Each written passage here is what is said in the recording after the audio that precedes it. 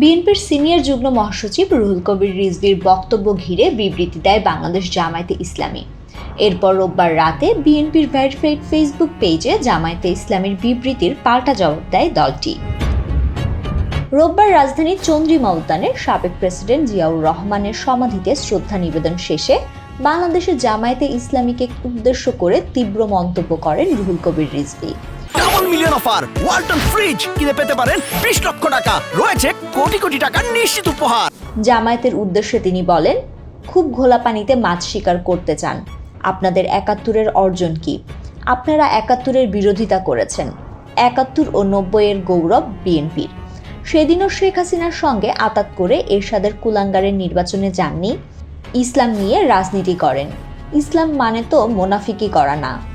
এরপর রাজনৈতিক মহল ও সামাজিক যোগাযোগ মাধ্যমে আলোচনা সমালোচনা শুরু হয়। এদিন রাতেই জামায়াতের সহকারী সেক্রেটারি জেনারেল মাওলানা রফিকুল ইসলাম খান এক বিবৃতিতে রিজভীর বক্তব্যের জবাবে বলেন, রিজভী অবশ্যই অবগত আছেন ২০১৮ সালে প্রতিষ্ঠিত জোটকে এড়িয়ে ভিন্ন মতের লোকদের সঙ্গে জোট করে ক্ষমতায় যাওয়ার জন্য যে ঐক্য করা হয়েছিল তা কি জাতির সঙ্গে মুনাফিকি নয়? জনগণ এই রাজনৈতিক ছন্দপতনের ইতিহাস ভুলে যায়নি। এরপর জামায়াতে ইসলামীর বিবৃতির পাল্টা জবাব দেয় বিএনপি। বিএনপির ভেরিফাইড ফেসবুক পেজে একটি ছবি যুক্ত করে বলা হয়, ২০১৮ সালের নির্বাচনে জামায়াত দর কষাকষি করে ১২ আসন বাগিয়ে নেয় জোট থেকে। সেই নির্বাচনে ডক্টর শফিকুর রহমান নিজেও ধানের শীষ প্রতীকে প্রার্থী হয়েছিলেন। তাহলে কার সঙ্গে জোট?